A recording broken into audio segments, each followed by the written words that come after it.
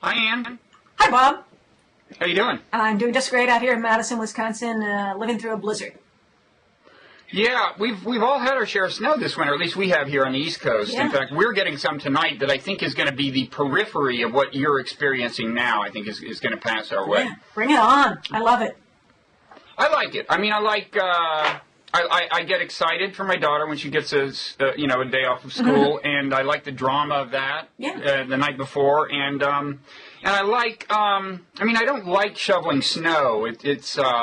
But it's kind of like what Dorothy Parker or somebody said about writing. I like having written. I don't like writing. I like having shoveled snow, Yeah. Makes me feel good about myself. I like having good resurfaced ski trails. So we go out cross country. You're a cross-country skier? Now I am, yeah. My new husband of the last couple of years, they got me out on the skis, which I've never done. So, yeah, Neat. I love it. Cross country. Mm-hmm. Not downhill.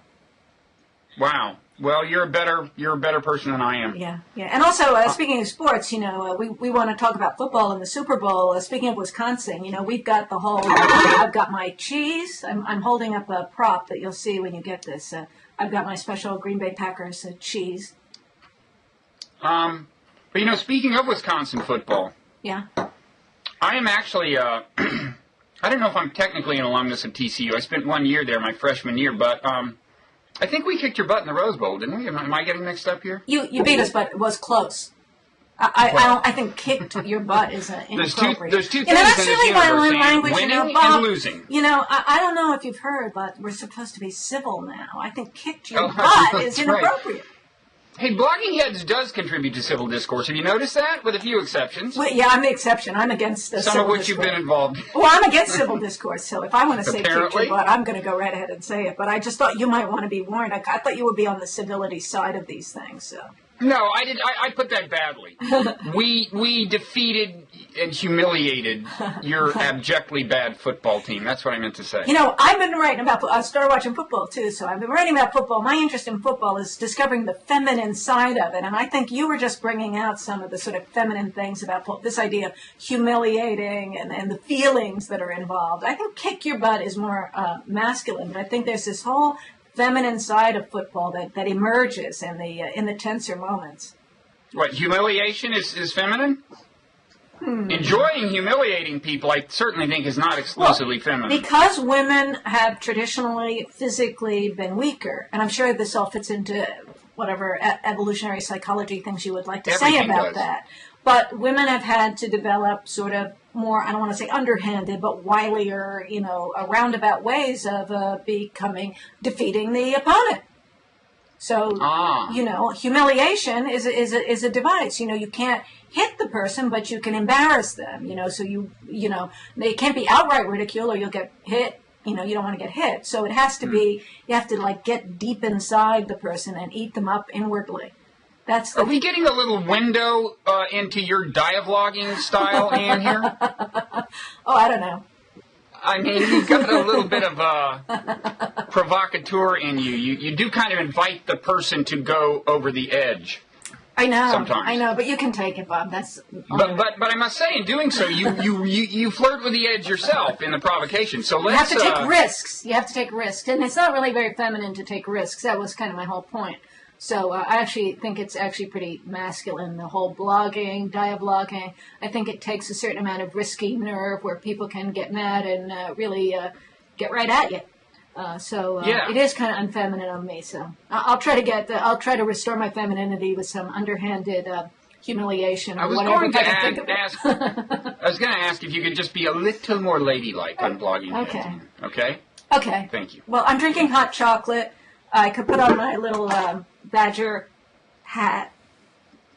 Yeah. See, nothing says lady like a badger hat. Yeah. I've always said that. Part animal, totem animal. And again, as I've said, I have my Packer cheese with the number 12. You know what the number 12 means. Would that be the quarterback of the Green Bay Packers? Aaron Rodgers. It's my Aaron Rodgers cheese. I'm very proud of it. Yeah. Well, so we'll get to the Super Bowl in due course. I know it's so inappropriate. We should be talking about Egypt. I feel like it's wrong. We should say at least something about Egypt. Now we're taping Monday. I think this may not show until Tuesday, so things may have changed. But at the moment, of course, things are kind of interesting. It's looking to me like it's not inconceivable that Mubarak could weather this. It's not what I'm rooting for, but looks like it's not out of the question as of Monday midday in America. Well, did you watch Hillary Clinton on? I guess she was on Meet the Press and Fox News Sunday. Did you see those shows at all?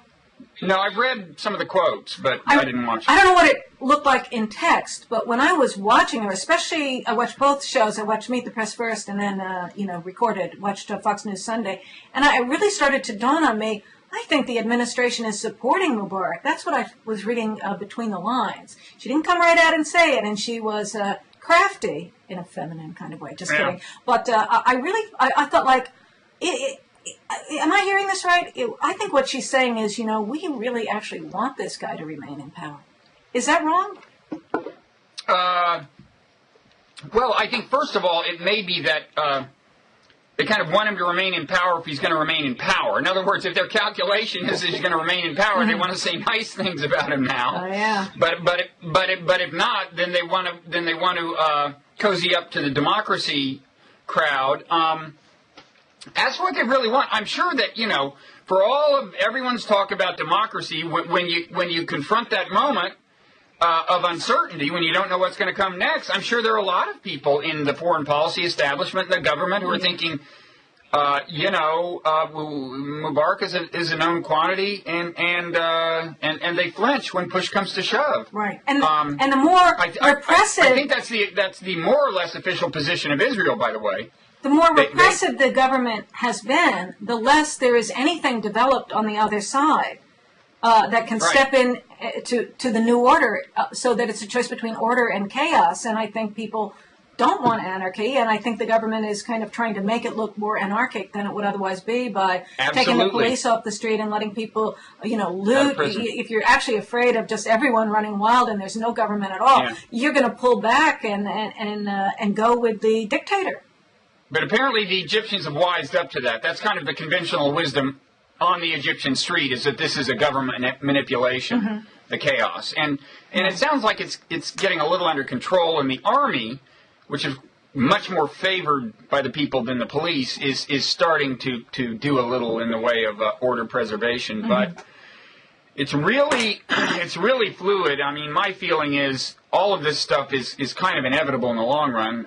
These Arab authoritarian governments are destined to fall in the long run, and I just kind of feel like, bring it on. It's almost an irrational impulse. It's just that.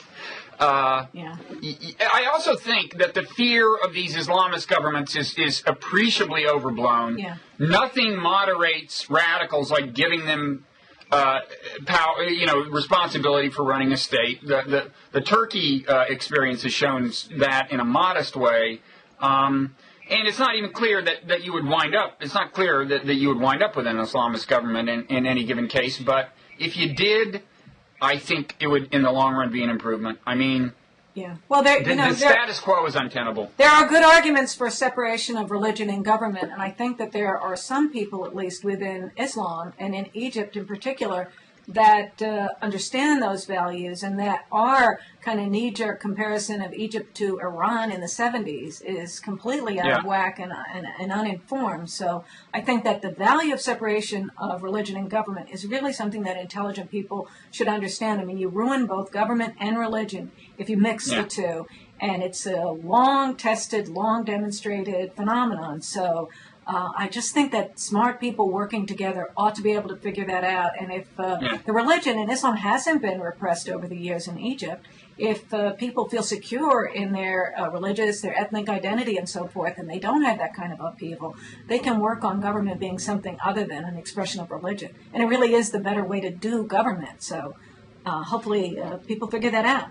But it's for them to figure out. And the Muslim Brotherhood has for a long time been acting relatively moderate as Islamist movements go. And I even think it's a promising sign that, they apparently, there have been conflicting reports on this, but the upshot of the reporting is that they have embraced el-Baradei as the symbol of the opposition movement and seem prepared to rally around him. That's a highly pragmatic calculation, because he's not their kind of guy on a number of levels, and just the fact that they're pragmatic is good news. You know, that suggests that to the extent that they did wind up with power, they wouldn't be crazy zealots. And it could be a great influential model throughout the Islamic world to see how government and religion could work in a decent, democratic, free manner. Yeah. No, I really hope Mubarak doesn't last here. I'm sorry. I know that bad things could happen in the wake of it, but... But you see maybe the Obama administration just trying to play it right and be on the right side of history and not to really engage in any real leadership at all. I mean, talk about taking the feminine role and so forth. You know, I just don't want them to hurt us, and I'm going to stand back and wait and see who the strong guy is, and then I'll go there. You know, is that... Yeah. No, I think there's some of that, just trying to be on the side of the winners. But I think it's a mistake at this point to alienate the masses there, because sooner or later... I mean, it's inherently bad to do that in the Arab world because of the war on terror dynamic and everything. But moreover, sooner or later, it's going to be a democracy, and they won't forget. But it's only going to hurt more later. Probably shouldn't say much more, given how fluid events are. And we don't really know. I mean, like, I feel like I started to criticize Obama, but I assume, and listening to Hillary, I assume everything that they're really doing has very little to do with what they're actually saying now. And, you know, we kind of just have to trust them to figure it out and do reasonably well with it. We don't know what they're really doing. We can't know We that. don't know. It's just beyond We don't know what perception. they're doing behind the scenes. I think our power is limited. Certainly the power of our public exhortation. And you're right, I don't know what we're doing behind the scenes. So what else? We were going to talk about some meaty things like constitutionalism and some less meaty things like Super Bowl and men's libidos and stuff. Yeah. So, well, one thing I've been interested in about the Constitution is the way people on the right, especially the Tea Party and some of the people in the new Congress, have been very interested in the Constitution. You know, they went through this ritual of reading the Constitution. There's a lot of talk about whether the healthcare reform is constitutional. There's a lot of interest in the Constitution. It's almost like it's politically popular to believe in the Constitution and to have an ideology that's wedded to the Constitution. And I've been questioning the way people on the other side who want different political results, instead of also embracing the Constitution and then making their arguments and creating a debate about law and the Constitution, have been just disrespectful of this interest in the Constitution. And I just wonder why they're doing that. I went to a panel discussion the other day that involved the Attorney General of the state of Wisconsin, who's one of the Attorney Generals who's in the Obamacare litigation, the one in Florida with all the attorneys general, and some other people taking different sides. And it was really noticeable how much the people who just want the law to be upheld, instead of really engaging with the law and showing that they care about the limits of law on power, are simply kind of laughing and saying, well, the Supreme Court will do what the political will wants, and sort of like the rule of law is just a bunch of technicalities, and people who are interested in it are kind of small-minded or uneducated, unelite, and to be scoffed at. I'm getting a vibe like that from lefty liberals around here. And I think it's really unfortunate. I think the source of it is that they are skeptical of the sincerity behind some of this motivation. I mean, first of all, I think a lot of people on the left genuinely believe that the people on the right are actually misusing the Constitution, that their interpretations of it are wrong, and and B, in some cases, cynically motivated. I think that's a belief on the left, just as you just expressed the belief that the people on the left are I think, kind of cynically motivated or something. I mean, they're just jockeying for, to advance their political positions. No, let me be clear. I'm not saying that the people on the right are doing that much more than making lawyerly arguments for the position that they politically want to be true. And I think that a lot of the veneration of the Constitution is obviously politically motivated, and some of it is theater. What I'm questioning is why people on the liberal side are ceding them that high ground instead of going up to that high ground and engaging in political debate about what the law is. It's my advice to the left side or to the liberal side that wants to uphold the law make the legal arguments to just say, oh, law is bunk, or the Supreme Court just follows I'm sure some liberals are engaging in the arguments. You're saying none are? Wait, I mean, it seems always the case on left and right that there are some people in charge of engaging and some people in charge of mocking. It's a division of labor, you know. I think an awful lot is going on, like with the reading of the Constitution in Congress. Now, some of the people, the Democrats, got involved. Well, that is kind of showy, you know. Yeah, don't you think that's kind of? Yes, but I think it was a mistake of the Democrats to cede that ground to the Republicans and act as if they're the ones who, that taking the Constitution seriously is something that unsophisticated or insincere people do, and they're the smart. Democrats did, you know. Right, I know. Giffords participated. Right. She read part of the Constitution. She read the First Amendment. She didn't just read part of the Constitution. She read the First Amendment. Correct.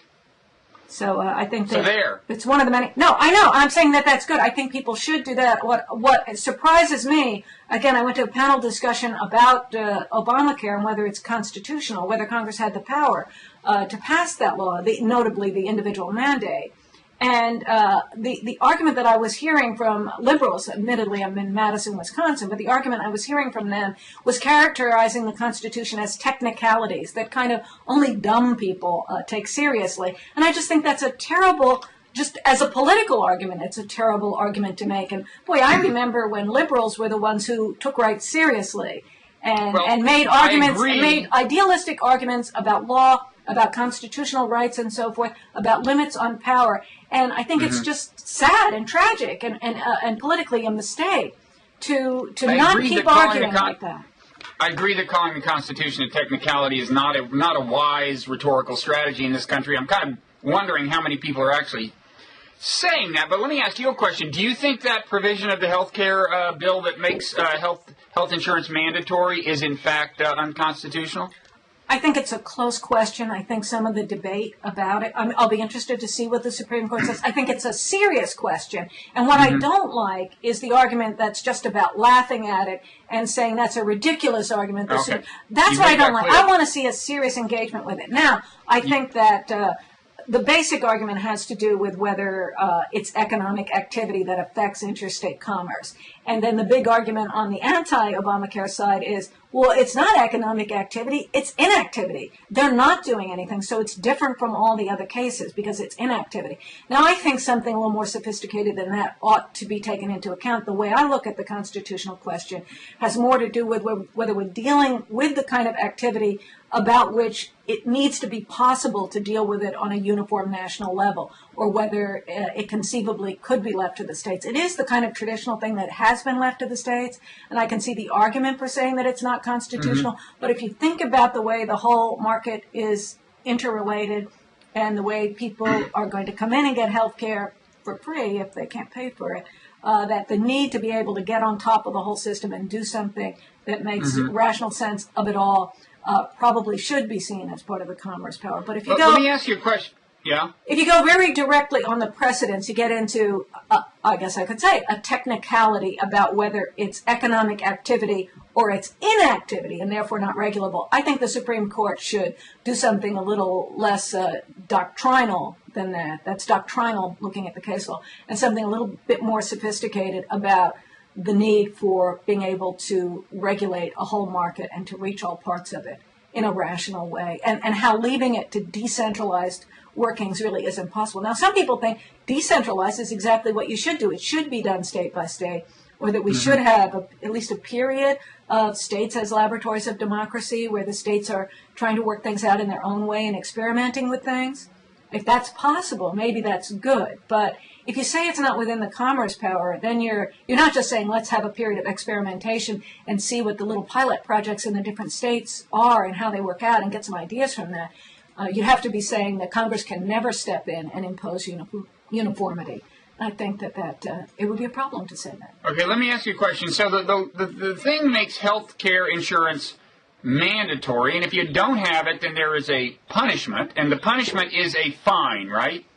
Right, and there's an argument that makes it a tax. So there's an alternate. That's my question. Right. If it were literally stated as a tax, and I think certainly there's a common sense case for it as a tax, because people who don't have health insurance wind up going to emergency rooms when they have problems, and we all pay for their medical care, basically. Exactly, that's the big problem. So there's certainly a case that they should be taxed. Yeah. But if you reconceptualize, if you literally called it a tax, would that make it easier for it to pass the constitutional test, or less easy? If first of all, Obama and a lot of other people said when they were trying to get it passed, this is not a tax.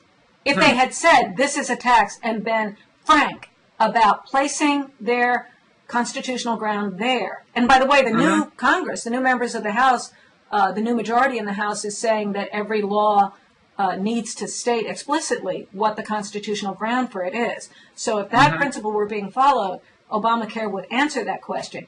And if they had answered that question and said this is a tax, they would have had a hell of a lot more trouble passing it than they already had.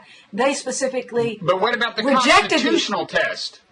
Would it be easier to argue that it's constitutional if it were called a tax? If it were styled as a tax originally, I mean, that's one of the questions in the lawsuit. It could either be a regulation under the commerce power or it could be supported by the tax power. All you need is a power to support it. But which power is more plausible? I think there's an argument for both. I think it needs to be supported under the commerce power because it would not politically have passed as a taxing power. It's not styled as a tax. There was denial that it was a tax. There's a lot of very accommodating tax law that basically says more or less that if it's a tax, as long as it raises revenue, it can have all kinds of regulatory effect. But I think that this is something, do you really want to say that any time the punishment for doing something is a fine, that then by collecting the fine through the IRS, it becomes a tax, and then Congress can make crimes out of anything it wants? That anything that might... The fact is that things we call taxes are commonly used as incentives to keep people from doing certain things and encourage them to do other things. That's right. And I have a problem with the way tax law is used to incentivize behavior, things that you couldn't force people to do, like get married. You can incentivize with tax law. Yeah, that's why I got married. It was a tax break. Yeah, that's me too. That and the health insurance. But I think that a lot of people think that if you do things with taxing and spending, it's less coercive, and so it's a milder form of government power. But I think using these vast amounts of money to manipulate human behavior is actually kind of a worse form of government power because it kind of tries to fly under the radar. If you directly say this is a regulation, you must do this, you can't do that, that people can see what it is. So this is about democracy and transparency. What is government doing? If they do things with tax incentives and spending incentives and so on, it's kind of underhanded, and it's hard for non-experts, ordinary people who need to vote. It's hard for us to see, as opposed to special interests and lobbyists and so forth. And this idea that we're not really forcing you, we're just incentivizing it. I think that that's kind of an underhanded way to do things with government. Yeah, and although from a point of view of economic efficiency, I think there's sometimes a case for not making it binary, not saying our goal is to keep everyone from doing this and, we'll bring whatever tools are necessary to do that, but rather there's sometimes from an economic point of view a case to be made for, like, look, if they're willing to pay this much to do that, then that makes sense. I mean, in environmental stuff, in emissions, and all kinds. But anyway, that's a... maybe from a legal point of view, it would look differently to me. But well, it can be efficient. So you're promoting efficiency, and some people who want to limit government power would not put efficiency as the highest value. You might actually want more transparency so that people can see and say no, as opposed to sneaking in these incentives everywhere so that people don't even realize that it's happening. I'm not sure how thoroughly concealed they are. There's usually a well-articulated rationale somewhere in some op-ed piece for every tax, But well, with Obamacare, they hid that it was a tax, and now they're trying to use it when they're saying it's constitutional. I think there's something quite underhanded about that should be seen as objectionable. Okay. I give you permission I will defend to the death your right to see it that way. But on the constitutionality question, another thing that Tea Partiers and others are kind of exercised about is the Second Amendment. Now, what is your view on what the Second Amendment actually should mean to us in terms of gun control, modern gun control law? Well, as you know, the Supreme Court said that it's an individual right, that there's some kind of an individual right that has to do with self-defense, especially self-defense in the home, but they have not worked out the details of how that right is balanced against public safety concerns. So there's abstractly, we know now that there's a right, and I think there's still an argument about what the Second Amendment was really about, but it's been resolved by the court. Maybe it will get looked at again, but I think this idea that it's an individual right is something that the people so widely believe that it would have been quite astounding, I think, not to legal scholars, but to the people generally if the court had said it wasn't an individual right. The trick now is in saying when that individual right is violated, but these really strong bans that prevent people from being able to be armed in the home, those are the things that are going to fall. I don't think a lot of gun regulation is going to fall. But, and it's something that really could be left to the states to a greater degree. Well, was anybody arguing that a law limiting, say, the number of bullets that you can have in a magazine, that a magazine can accommodate, would violate the Constitution? Is anybody arguing that? I think they'll argue that. Yes, I think that there's room to argue that. I think it might be... You think there's room to argue that limiting the number of bullets in a magazine to 10 is unconstitutional? Yes. To argue it? Yeah. And what would the grounds for that be? That you have a right to defend yourself in the home, and there's certain kinds of weapons that are adapted to that. But if it's the home, Anne, you can have 10 pistols, each of which has 10, bullets in it. Well, when the Manson family breaks... When you go out in public carrying 10 guns, it's going to be evident. You're not going to just sidle up to Gabby Giffords and nobody realize you got 10 guns on you. Mm-hmm. So it seems to me like a limit on the number of bullets in a magazine, and I might even put it lower, is a perfect way to keep homes defensible without making it easy for guys like Loeffner to go shoot up a bunch of people. Well, it seems that the people who want to get their guns and go out there and shoot are going to be able to do it. The right has more to do with law-abiding. No, wait. If they can't conceal the weapons it takes to kill, say, 30 people, then they can't easily kill 30 people. Why don't we just ban baggy clothes? If it takes 10 guns to kill 30 people, they're going to have a much harder time getting into the high school.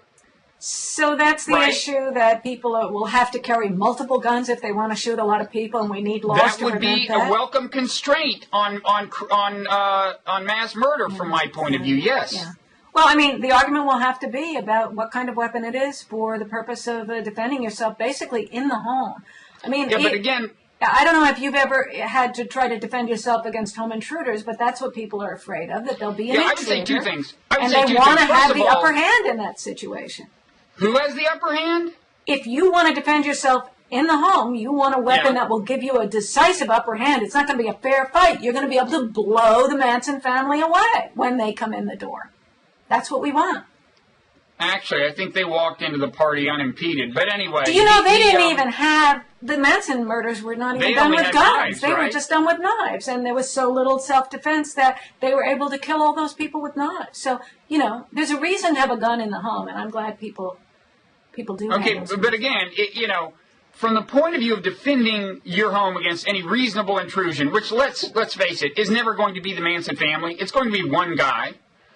I'm sorry, but a magazine, if I can have any number of pistols in my house, each of which holds 10 bullets, I feel about as safe as I can feel thanks to guns, right? I mean, I'd like to have one gun in my hand, not a bunch of guns that other people could pick up. And 10 bullets, you don't think 10 bullets will stop a single intruder? I don't know who's going to intrude. I'm just, and I'm not an expert on guns, so I don't really want to purport to be explaining what's needed to arm. Don't take advice from me. I don't know. I'm just saying that people want to defend themselves, and that's the area of the right. Uh-huh. Yeah. I mean, look, if you want maximum safety, you should have a bazooka. You should have a shoulder-fired missile. Blow the guy away, I mean, you got to draw the line somewhere, unless you think citizens should be able to have bazookas, shoulder-fired missiles, and conceivably cruisers. Those are the details that will be ironed out in the case law as it's litigated through the courts. Okay. I mean, the alternative is to let legislatures that are taken over by one faction or another with respect to beliefs about self-defense and safety, and often you get people who think, well, the police are good. Now, we're in our community, we think that the police will protect you. And there are a lot of people that don't think that, and they're the ones with the right, and that means the majority loses.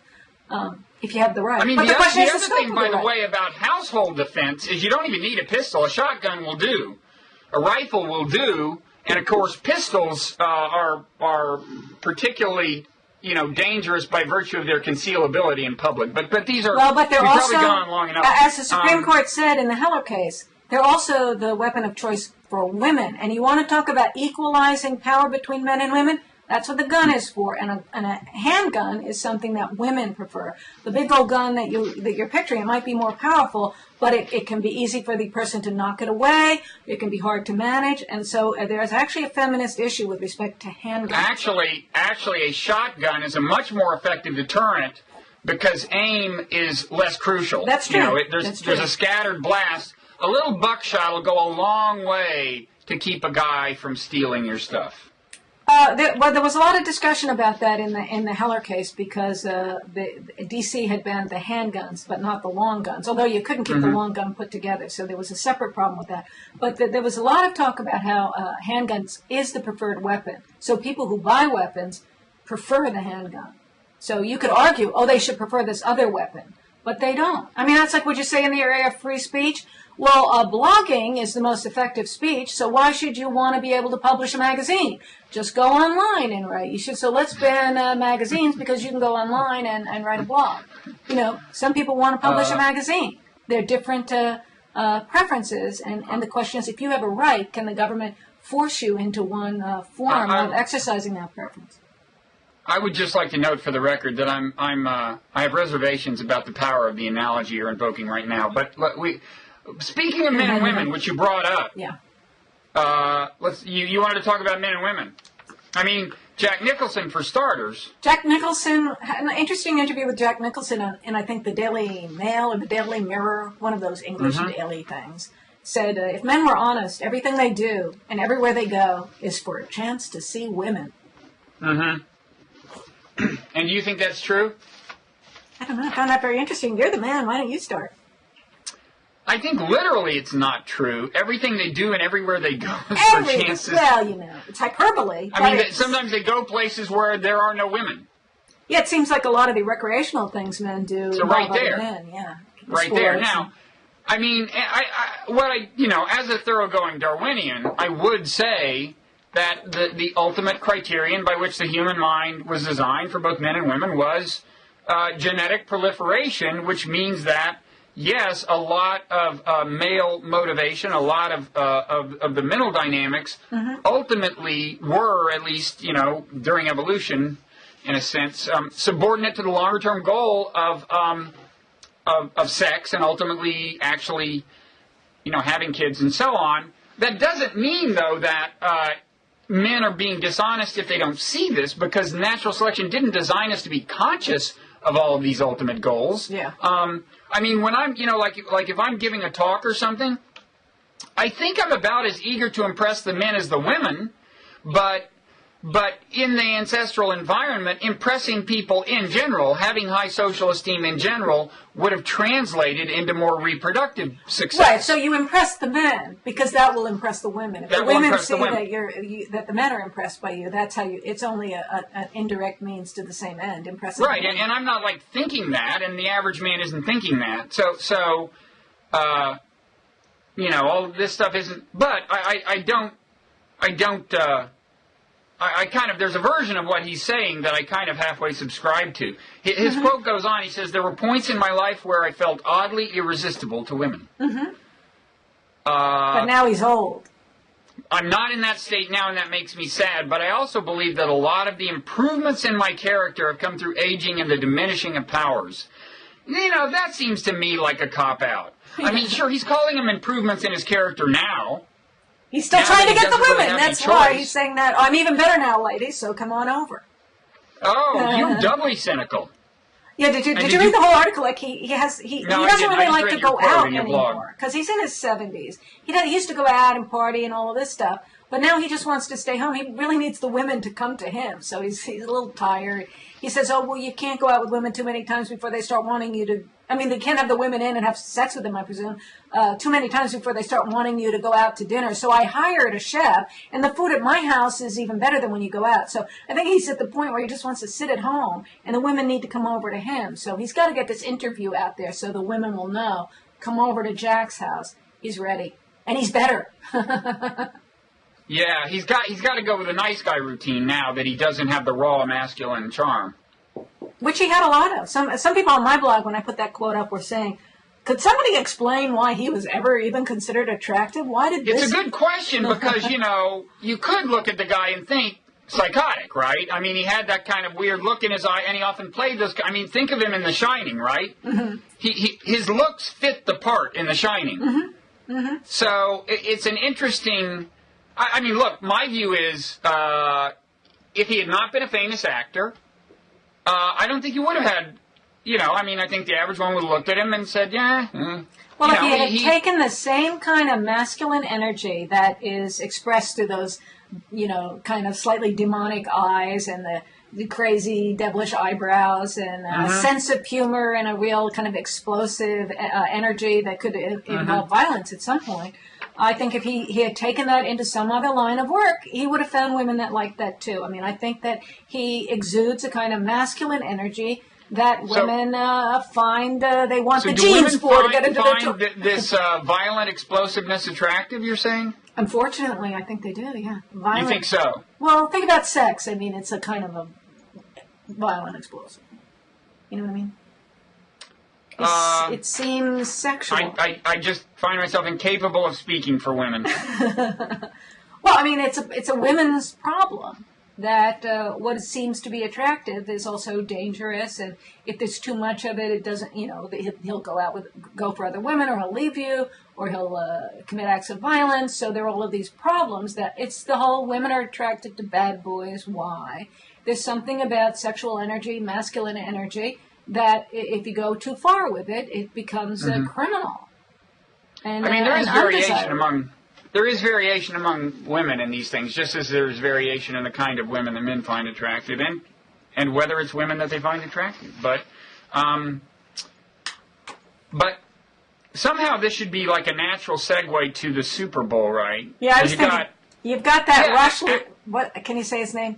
Roethlisberger or something? Roethlisberger. Because he's like, you talk about your bad boys. He's like a creepy, gross bad boy. He's not a Jack Nicholson level. The guy is like allegedly a rapist, and there's some evidence on the side of this. He's the quarterback of the Pittsburgh Steelers.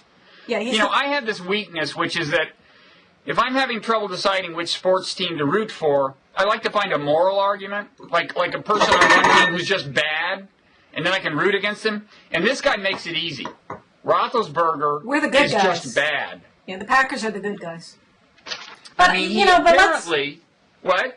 I think we need to be careful. He was not charged with rape. He was accused of rape, and then the police... he was not charged after a police investigation. Now, they said that was because... They made him submit to some behavioral training. The NFL commissioner, Roger Goodell, suspended him for 4 games for violating the league's personal conduct policy. He had to take some trainings, but the NFL is protecting its economic interests. They don't want their image tarnished. They don't want these charges, even when they're not true.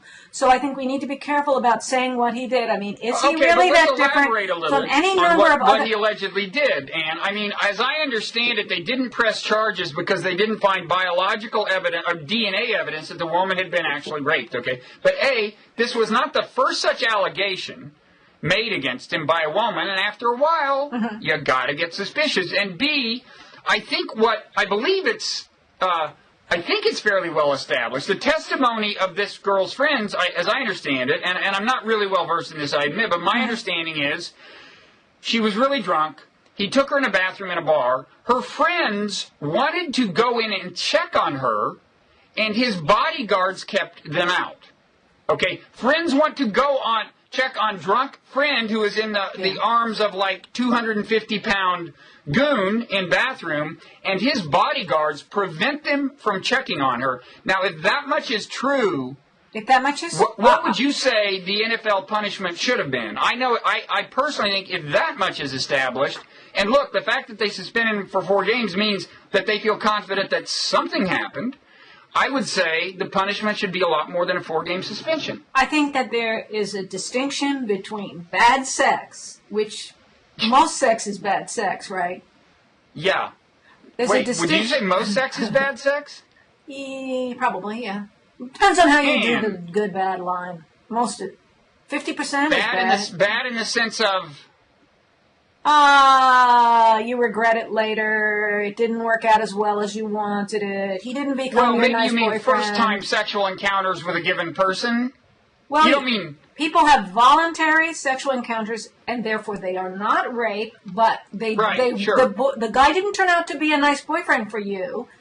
He wasn't nice to you afterward. He didn't care about your sexual pleasure. Turned out it was in the bathroom, and in the middle of doing it, you realized, this is disgusting. But yet, you involved yourself with him. You know, it's bad sex. And maybe the NFL does not want their players to be publicly talked about in that light. It looks bad, just like the sexting of the image. Yeah, but it isn't just the bad sex. It's him having these bodyguards that do something completely unacceptable. I'm sorry. The girl's friends want to check on her. They should get to check on her. I'd like to see the police charge him with rape, if it's rape. If it's rape, charge it as rape. I think the fact that people get into these bar situations where they have terrible sex with each other, it's not the same thing as rape. It's important to draw a line between rape and bad sex, and people need to make better decisions about what they're doing. He wasn't charged, but yeah, I'm sure we have some evidence that he is not a very good guy, and since he's on the Steelers and not the Packers, again, I say go with Rodgers, number 12. Well, I'll tell you, we could mention some recent Packers quarterbacks whose record is not unblemished. Well, the so last you're star talking... quarterback, Brett Favre, well, what did Brett Favre do that's been so sending terrible? Pictures of his penises around. What is wrong with that? What is wrong with sending intimate photographs of yourself to your lover?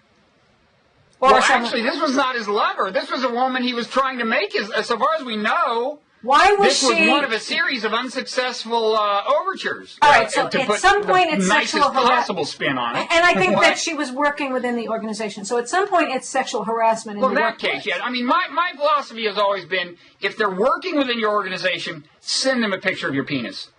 Whereas if she wasn't, then you're right, Ann. Why would anybody think that would be attractive to women? Why would that be seen as a successful overture? He's already Brett Favre.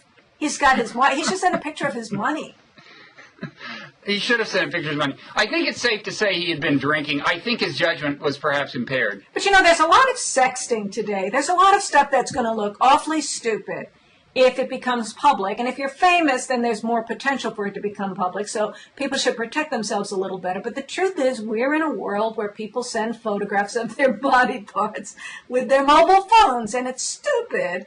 But, if you're in an intimate relationship with somebody, things that it would look stupid if they were shared are actually fun, and they're part of sexuality. No, I'm not. I mean, I'm not calling for punishment in his case, you understand. I think he's punished himself enough. Well, he's been humiliated. People been humiliated. if you're famous, people will take advantage of stuff that they want to laugh at and humiliate you with. So, don't send out pictures of your, send pictures of a more... a less intimate body part. Unless, I don't know. I didn't see the picture of it. Was it a particularly good example of said body part? I asked someone who had seen it, who does this for a living. He's a sports writer for a periodical we've heard of. And he just, because I was kind of curious as to what state it was in, And he just said... You mean like Minnesota? What? I said, you mean like Minnesota? Yeah, like was he in Minnesota? No, and the guy said it looked sad. And I take that to be a kind of answer to my question. It wasn't in the happy position. Wasn't it? It wasn't happy. But, I think we've done enough to class this dialogue up, and maybe we should... Well, we talked about... Go lowbrow for a second here. But we talked about Tiger Woods I think maybe the last time you and I talked about Tiger Woods, and you were making... Tiger's getting his comeuppance. You should have seen him this weekend. Yeah. He's descending to my level of golf caliber. I mean, he was bad. He was bad. I mean, he hasn't gotten it together, and I'm starting to wonder whether he ever will. My prediction is if he doesn't win a major tournament this year, he will not break Jack Nicklaus's record. Well, you know what my theory was about his golf prowess, don't you? Yeah, that the sex made him good. But the data's inconsistent with that, because the year prior to his getting nailed by his wife, he had not won a single major in that year, and that was probably the high watermark of his sexual activity. I think he was getting more and more deeply into the world of quasi-prostitutes. So the data doesn't work there. Well, do you think and I think it's the opposite. Now, do you think that there's some kind of connection between sports prowess and kind of an unhealthy or exaggerated interest in sex, that there's a sex violence connection or something like that? Sports in particular? I mean, the straightforward thing is, women are attracted to men who are like sports stars. There's that.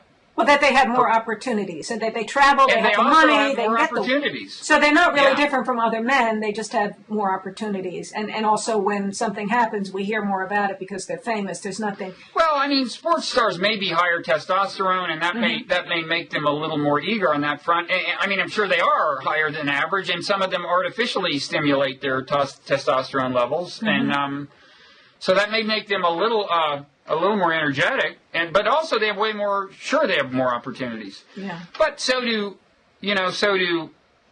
leading political figures and CEOs and so on. I mean, there really are sports groupies who go around maybe trying to get him to go into the bathroom with you to try to get some kind of status in life. That is a strategy that women when sober would be willing with some of these guys. Sure. Yeah, I mean, the idea that a woman in a bar would go into the bathroom with a quarterback of the Pittsburgh Steelers and give him a blowjob or whatever it was, it's not unbelievable. There are people who do that. I don't know if this particular person did, but there's bad behavior on all sides. I mean, women do things too. I mean, women are on the hunt for a man with money and status and so forth. So there's no, I mean, rape is a serious matter, but that's a reason to distinguish between rape and all sorts of other more complex bad behavior. Yeah, I'm actually talking from the NFL's point of view. I'm not talking about the rape per se, which is undecided. But what he did, bodyguards and all, I just think the NFL should have acted more severely. 4 games is nothing. Well, I mean, with the bodyguards realized he was having sex with her, and they didn't want him to get interrupted by a bunch of girls going in the bathroom when he was having sex with somebody. They were protecting his privacy. No, right? That was very thoughtful of them. Well, the whole thing is sleazy. I mean, everybody, who was the sleaziest person here? I don't know. In the old days, I mean, sports felt that they had, that an athletic league had enough of a legitimate interest in protecting its image that just really sleazy behavior would be, would be punished. I mean, I'm starting to sound like an old person. Let's move on to something else. Yeah. Well, this was the whole, you were talking with Tiger before about how, kids need to be able to look up to these sports people as heroes. And my position when we talked about Tiger Woods was, I don't think children should have celebrities as heroes. Right. Not living celebrities. They should have the real people in their life as their heroes. That would be nice. Or Jesus, something like that. But inevitably they will have heroes. But quickly, you wanted to talk about Glenn Beck and civil discourse. Civil discourse. Yeah, there was a whole thing. I don't know if it's too complex to go into here, but a sociologist, a fairly elderly, over 70 years old, Francis Fox Piven, had written an article in The Nation saying that really longing for a kind of unemployed workers movement that would be like what happened in Greece. Question how much violence she was really referring to there. But Glenn Beck just started, took her seriously, talked about it, and then that made a lot of people feel very up in arms about Francis Fox Piven. Well, didn't he call her one of the 9 most dangerous people in the world or the country or something, which seems to me a bit of an overstatement, given that no one had even heard of her until he mentioned her. Well, he brought... Well, I think a lot of people in academia had heard of her, and she was writing in The Nation. Did she not want to be taken seriously? And the thing, what Glenn Beck did was take her seriously. And when you put it out there, what she said, now you could say maybe when she referred to Greece, she didn't really mean the kinds of violence that was going, the riots, the burning buildings. Yeah, there was some quote. You quoted her saying, whatever, she said something, she was advocating that the unemployed in America start to express their grievances, and she, really kind of create a ruckus, demonstrations, strikes, and at one point she said, if we got serious, it would look like Greece, and there would be And she used the word riots, and that Riots. is what you think An makes her one of the effective 9 most movement- dangerous people in the world? An effective movement of the unemployed will have to look something like the strikes and riots that have spread across Greece. So, I mean, it is one thing that interests me is that, the left is so disparaging of the Tea Party movement. But if there were the equivalent of a Tea Party movement on the left, they would love it. I mean, I think some of the antagonism toward the Tea Party coming from the left is just, why don't we have that? If there's going to be a popular uprising of people who really want to do something political, it should be on the left, not on the right. How did that happen? It's so unfair. And I also think people on the left would love to have their version of Glenn Beck, who was teaching people about. Well, the closest thing we had to one got fired. Oh, you're talking about And he Olbermann? wasn't very close, but Keith Olbermann was the closest thing on cable TV to Glenn Beck. Yeah, I don't think Keith Olbermann was very effective in talking to just common people the way Glenn Beck is. I mean, I think there's something extraordinary. No, he was more cerebral than Glenn Beck, which I must say almost all of humanity is. But I don't like to watch Glenn Beck. I find it awfully slow. But I have to say that he slow talks. is just the beginning. I mean, Ann, have you ever seen him when he's really weaving one of his conspiracy theories? I mean, it's weird. Crazy stuff. I don't think he believes it, and I really think it is inexcusable, and Fox should not permit it. Because he's making up lies about people and and creating the idea that, there are these conspiracies, these people, the Tides Foundation, classic case, police stopped a truck heading for San Francisco. The guy opens fire on him. He had 3 guns and body armor. He was headed to the Tides Foundation to kill people there. Now, Glenn Beck had spent the previous 6 months convincing people that the Tides Foundation is part of a communist plot to, quote, infiltrate society and, quote, I think seize control of big business. I mean, crazy stuff, if you know what the Tides Foundation actually is. Yeah, I don't know and, if he doesn't believe it, I mean, this is clearly manifestly dangerous rhetoric because unbalanced people will respond the way that guy did and almost kill people.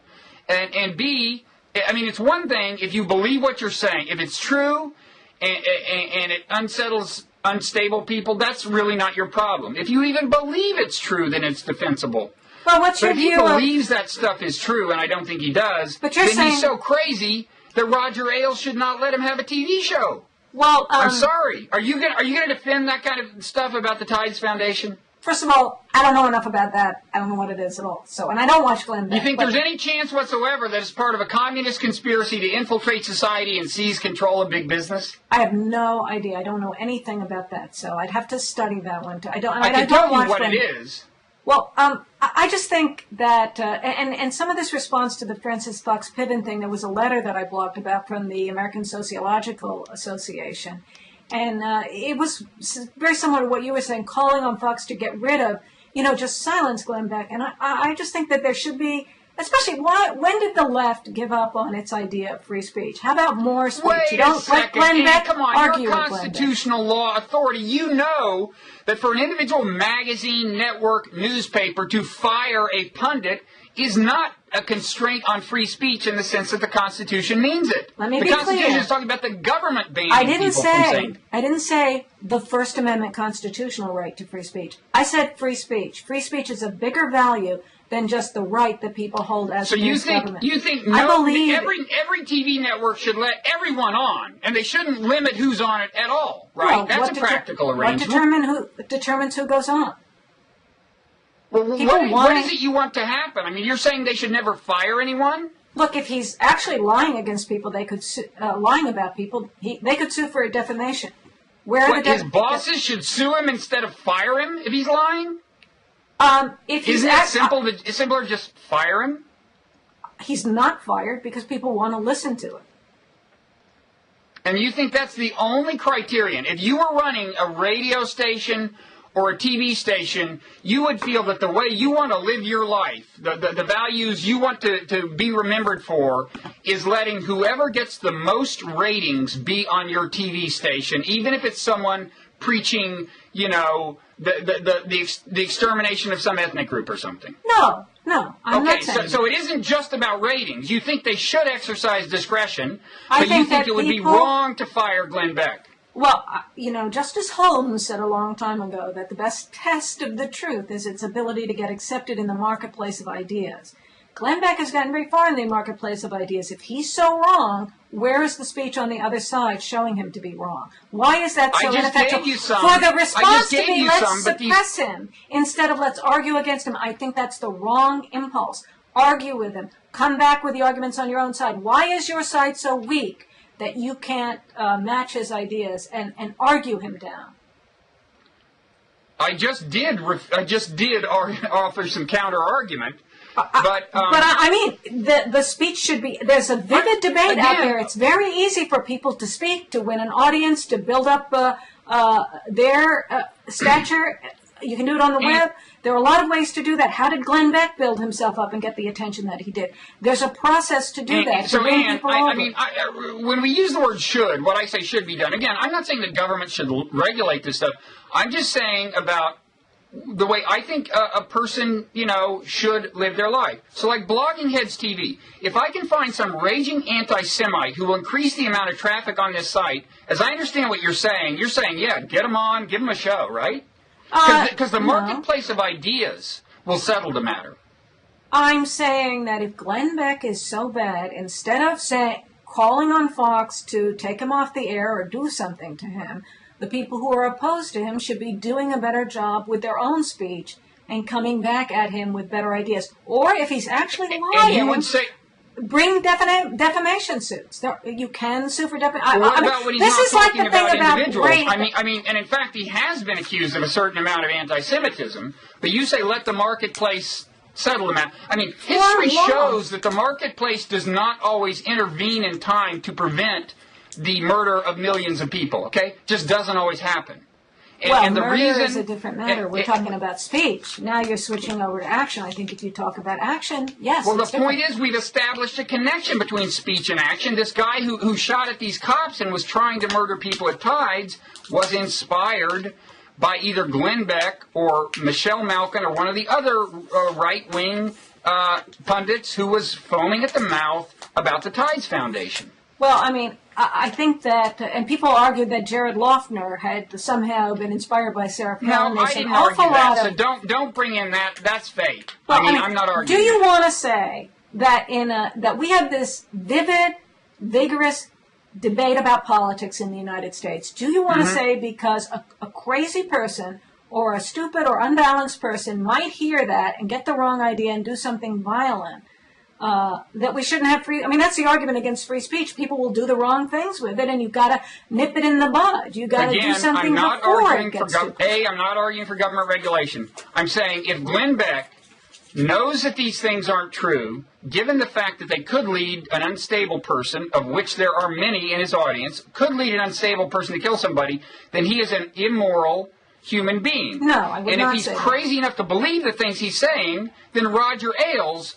In fact, I would say Roger Ailes is immoral in any of it. Well, he's smart enough to know that this stuff is nonsense. Would that have been an argument for saying that all these people who were so viciously criticizing George Bush when he was president, if someone were to have assassinated George Bush, that the people who were criticizing Bush should have actually been silenced and shut up earlier on? They were immoral to have been speaking. There was irresponsible rhetoric on the left, and there has been. It's not confined to the right. I think there's more of it on the right now. But this is not... an ideological issue. I think that this idea that if there's vigorous speech, some unbalanced people are going to take it to a violent level, and therefore we need to repress speech. I think that that's just a terrible idea in a free society. What do you mean by repress? Nobody is saying Glenn Beck can't go stand on a street corner. Nobody's saying he can't start a website. The reason the government doesn't have to suppress speech when things are working right is because of moral sanction, right? It's because people who say really creepy, dangerous stuff, get negative reinforcement from people of good conscience and goodwill and good judgment. And I think if you are in a position of power like Roger Ailes, you have at least as much of a responsibility to exercise that kind of discretion. Part of the debate is about who gets categorized that way. I mean, I think that your view of Glenn Beck, you're making an argument about Glenn Beck. That doesn't mean that that is a convincing argument. People think different things about Glenn Beck. Obviously, I think that if he were really as despicable as you think he is, that he wouldn't have the audience that he has. How many Glenn Beck shows have you watched?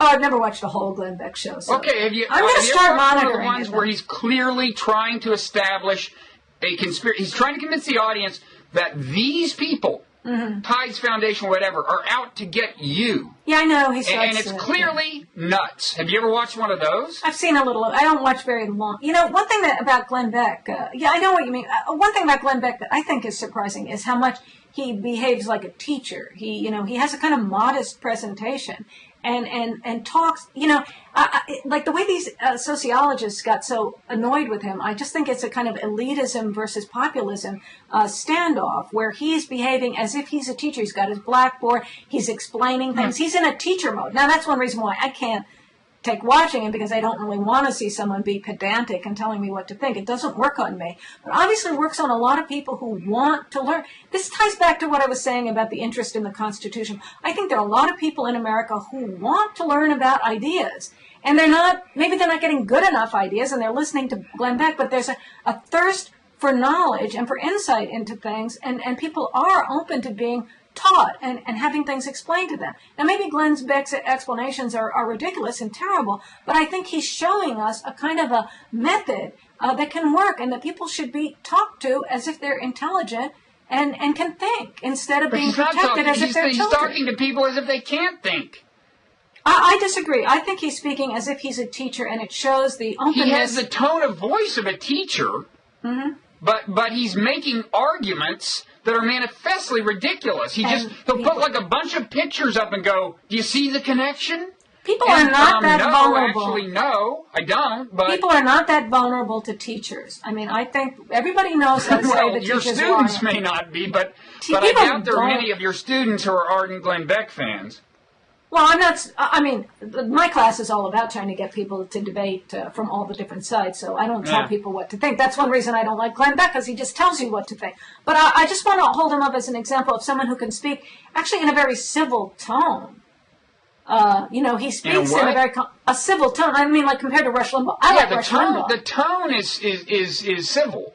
Right, and he's trying to explain things. Now, if it makes no sense, don't you give human beings enough credit to hear it and say, well, is that really true? Or I'm going to check it on the internet. Or what does somebody else say about that? I'm saying more speech, which is the American way. And if you give people that much credit, how do you account for the repeated instances in history when one group of people, say an ethnic group, has been convinced that another ethnic group is evil and has set out to kill them all? In the United States, you're talking about the United States? For that matter, nation versus nation. I mean, I'm sorry, but you just seem to be living in some kind of libertarian dream world here. I think that with all due respect, the marketplace of ideas will let's tie this back to Egypt. This sounds like a pro-Mubarak argument. Do we want the dictator that will keep people from all the crazy things they might do and think if they had democracy and freedom? And how many times have I tried to make clear that I'm not talking about the slightest government constraint on speech? I'm not talking about that. So what, you want people who own successful television stations? I want people in general, everyone, to exercise whatever the influence they have in accordance with their conscience. But the only way now, if they have more power than the average person, that exercise will be more powerful than average. Roger Ailes either is not doing that or has no conscience. Well, Roger Ailes has his fabulously successful news station. Why did it get so successful compared to those other stations? Maybe because he has no scruples. If that's your argument, then I don't disagree. I think the more important causal connection was the default in journalistic duty from all those other stations that could have competed with him. They left a gap, and he went into that gap like any other self-advantaging business. No. He had a product that was desired, and the other competitors in that market, the journalistic television market, if they had done a better job, he would not have gotten as far as he did. And for them to be whining now, instead of providing a better product. when MSNBC did mount any kind of serious rating challenge, it came in the form of Keith Olbermann, who I think is too close to Glenn Beck for my taste. He's hyperbolic. Yeah. He's appealing. He sometimes appeals to much of the irrational parts of human nature that Glenn Beck appeals to, and I don't, I just think you're wrong. If you put this good rational reason stuff up against Fox News, you get killed. Well, I think that there was a big problem for a long time that continues, that too much of mainstream media is on the liberal side. So there was a real thirst and a huge opening for a more conservative news outlet. That's where Fox went. They've been successful, and I think the liberals crying about that is a little pathetic. They should have done a better job with their own speech. Okay. I will end this on a chastised. I will end this on a chastised note. We're like an hour and 5, so we're not going to get around to Tiger Mothers, I'm afraid. Which we did talk about Tiger, but no Tiger Mothers. We talked about that. I just want to say, go Packers. We can end on a note of accord, although I have much more old-fashioned moralistic reasons for rooting against the Steelers than you do, I think. But the Packers are a venerable and fine institution. We can marred only by the recent tenure of Brett Favre. Well, do you have a prediction? Packers going to win? I hope so, but I generally predict against my hopes. Well, then you can't be, predict. I'm never disappointed. Hedging the old bets, yeah. Yeah. Okay, well. All right, well, thanks, Ann. Thank you. Okay. See ya. Bye-bye.